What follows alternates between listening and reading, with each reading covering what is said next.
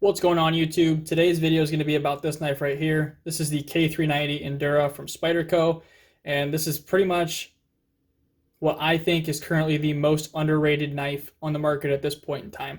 This knife is kind of interesting because it was initially supposed to be a sprint run in all the Secchi models from Spyderco, so the Delica, Endura, Indela, all that stuff, but it ended up being full production. And I think it's kind of a great alternative to the ZDP models that never really impressed me. I've tried a couple different ZDP models, and the steel never really blew me away.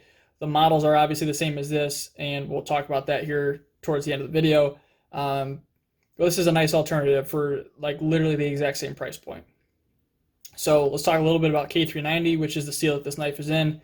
K390 is a great steel that we've seen in a few models from Spyderco already. They did a police model, I believe, and then there was a PM2 and Para 3 Sprint at some point from Benno Box Shop. I've got the PM2 myself, so I've had a little bit of use with Spyderco's K390 in the past, so it was something nice to compare this to.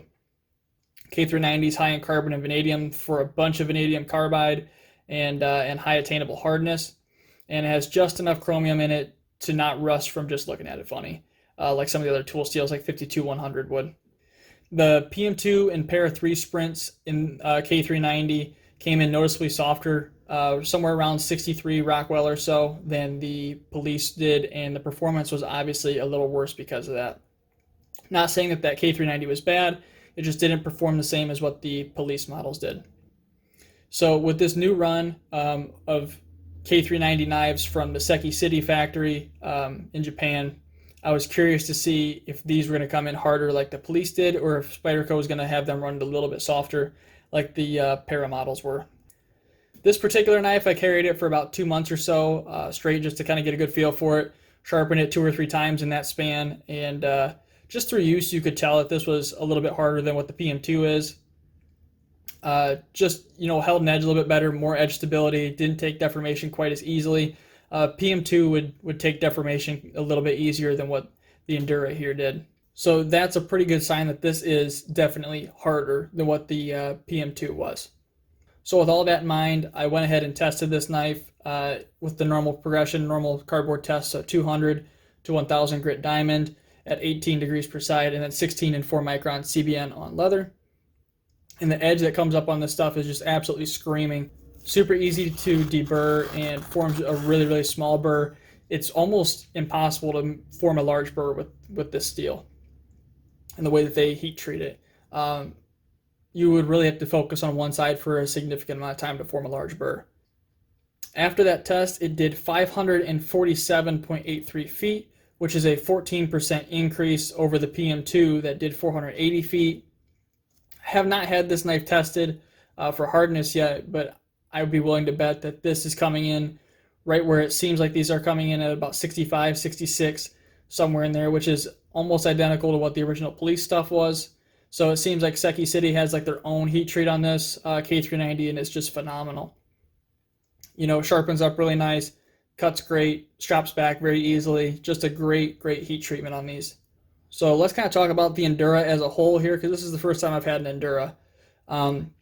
FRN handle scales, which is really nothing special. You got that bidirectional texturing that Spyderco uses on all their FRN stuff. The inside of the scales here are kind of sharp, and the back spacer back here in the back does not sit flush in the handle at all. It's a little bit proud back here and then sinks below the handle back here at the back. So a little bit of some QC issues there. But the lockup is super solid. The blade is ground pretty well, but not overly thin. You can see it 18 degrees per side here. I mean, this blade is not overly thin. The bevel is, decent sized at 18 degrees. It's not a super thinly ground knife. That's the one thing I would change about this knife, is I grind it a little bit thinner. It's a little over 20 thousandths behind the edge. So something, around 15 thousandths to maybe 12 to 15 thousandths would be ideal, probably for most users. It carries super easy because it's super thin, super lightweight for being its size. This is like a 3 3/4 inch blade, and that's a lot of blade to pack into such a small package. It's comfortable enough to cut with for an extended period of time, and it's just really a great user knife. Great to work with, great to cut with. really you can't ask for a whole lot more out of a work knife. It's pretty good in that regard. And honestly, it's one of my favorite knives to carry because of how useful it is in such an easy to carry package. I mean, there's not many knives out there that are packing this much blade length into a knife this size and this thin and easy to carry. Just a great user. This knife retails for $130 or so. I think it's the Endura is like $133. The Indela is a little less than that, and the Delica obviously is less than that still. And for $130, it's the best value for performance on the market currently. You're not going to be able to find a knife that performs better at this price point, or even double this price point, honestly. For $130, this is a steal. And if you're one of those people that's really focused on performance like myself, and you want the best performing pocket knife, this is the best bang for your buck right now. The scales leave a little bit to be desired, and the quality control could definitely be a little bit tighter, but the blade and the great heat treat makes it completely worth the money, and it's almost a steal at $130, honestly. So if you want the best performing knife for the money, go grab one. You won't be disappointed. If you already have one of these Saki City K390 runs and you've used them, let me know in the comments what you guys think of them. Like I said, best knife for the money right now. You really can't beat it. So that's going to do it for me today, guys. If you guys enjoyed the video, make sure to drop a like down below and hit that subscribe button to continue seeing videos just like this one. As always, guys, thanks so much for watching. Have a great day.